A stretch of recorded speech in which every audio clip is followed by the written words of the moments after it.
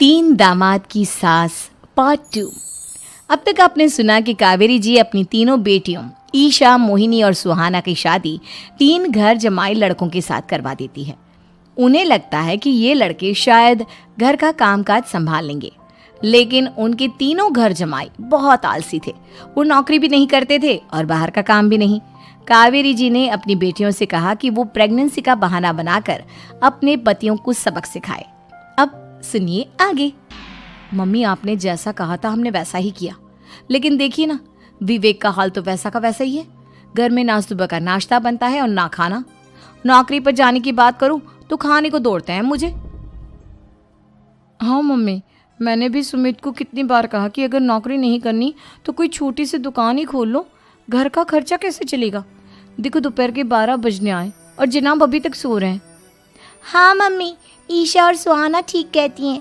अविनाश का भी यही हाल है। जब मैंने अपनी प्रेगनेंसी के बारे में कहा तो मुझसे कहने लगा, अरे दूसरी लड़कियां तो 9-9 महीने तक नौकरी करती है, बस डिलीवरी के टाइम छुट्टी लेती है। मोहिनी, तुम भी नौकरी करो। अब मुझे कहाँ नौकरी मिलेगी। मम्मी बताओ अब मैं क्या करूँ। हे भगवान, क्या सोचकर घर जमाई दामाद लाई थी मैं कि मेरी बेटियां मेरे पास रहेंगी और खुश रहेंगी, लेकिन इन आलसी दामादों ने तो हमारी जिंदगी को भी प्रॉब्लम में डाल दिया है। मैं तो कहती हूँ मम्मी, हम लोग वापस अपनी जॉब पर जाना शुरू कर देते हैं।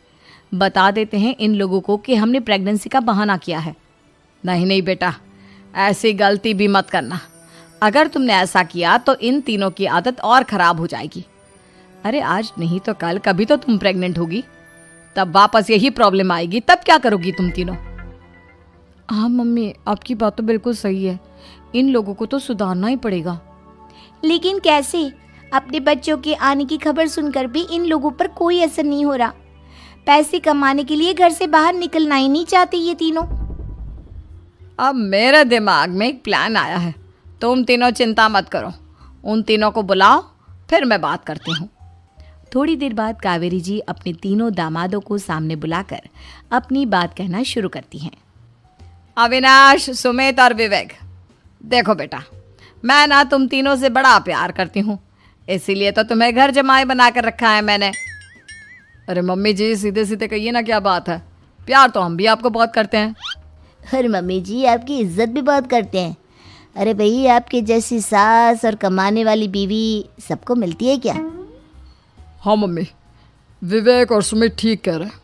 आपकी बेटी से शादी करके मेरी तो ज़िंदगी ही अच्छी हो गई है।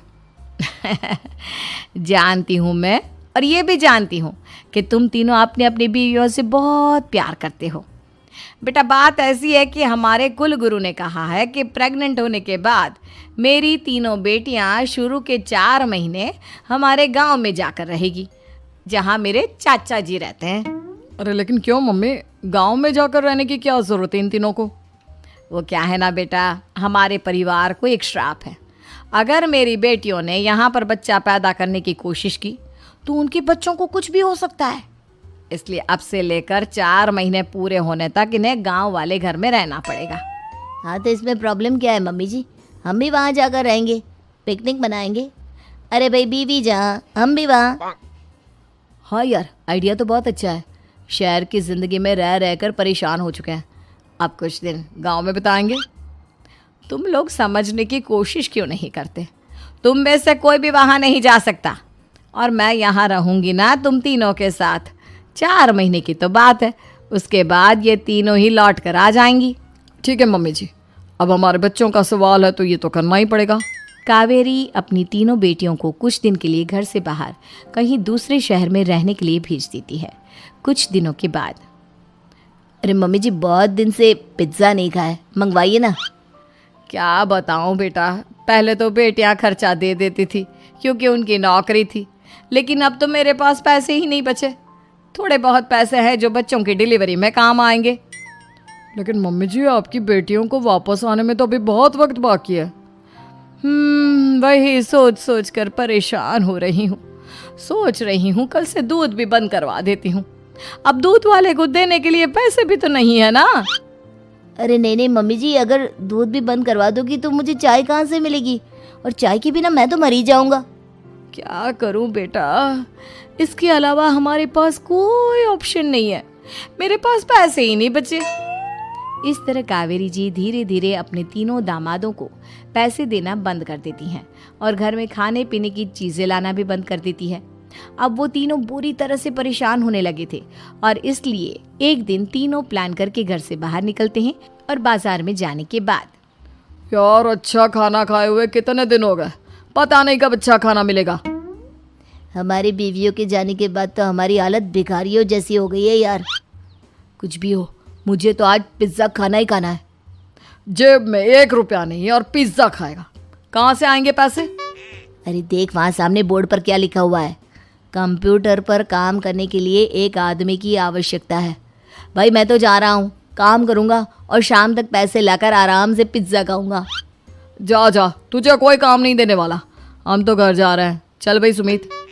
सुमित और अविनाश वहाँ से चले जाते हैं और विवेक उस कंप्यूटर शॉप पर सारा दिन काम करके 5,000 रुपये कमा कर घर लौट कर आता है और अपने खाने के लिए अच्छी अच्छी चीज़ें भी लेकर आता है। ये देखकर विवेक और सुमित के दिल में भी कुछ पैसे कमाने की इच्छा जागती है। अरे सुबह सुबह कहाँ चल दिए तुम? मम्मी जी एक बहुत अच्छी जगह मिली है, कंप्यूटर पर काम करने के 5,000 मिले थे कल मुझे। अगर रोज़ काम करूँगा तो पूरे 40,000 की तनख्वाह। अरे वाह, ये तो बहुत अच्छी बात है दामाद जी, आपको जाना ही चाहिए। सुमित और अविनाश विवेक को इस तरह तरक्की करते देखकर परेशान हो जाते हैं और वो दोनों भी काम की तलाश में निकल पड़ते हैं। धीरे धीरे उन दोनों को भी काम मिल जाता है। अब कावेरी के तीनों दामाद छोटी मोटी नौकरी करके अच्छा पैसा कमाने लगे थे।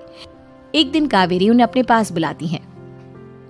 अरे वाह, विवेक 40,000 कमा लेता है, अविनाश 60,000 और सुमित तुम भी 40,000 के आसपास कमा ही लेते हो। कुल मिलाकर तुम अच्छे खासे पैसे कमा रहे हो बेटा। हाँ मम्मी जी, बहुत मज़ा आता है जब महीने के एंड में मोटी रकम हाथ में आती है। पूछिए मत मम्मी जी, घर में रहकर रोटी बना बना कर और तो जैसा महसूस होने लगा था मुझे तो। हाँ बेटा, तुम तीनों की बात तो बिल्कुल ठीक है और जानते हो अब तुम तीनों की पत्नियां भी वापस लौट कर आने वाली है। लेकिन मम्मी जी अभी तो उन्हें गए सिर्फ 2 महीने हुए हैं, आपने तो कहा था वो 4 महीने के बाद लौट कर आएंगी। ऐसा कुछ नहीं है बेटा, मैं सिर्फ तुम तीनों को सबक सिखाना चाहती थी कि आदमी घर में बैठकर बीवी की कमाई खाता हुआ अच्छा नहीं लगता। इस दुनिया में हर इंसान को मेहनत करनी चाहिए, काम करना चाहिए, चाहे वो औरत हो या आदमी, ताकि अपने परिवार को संभाल सके।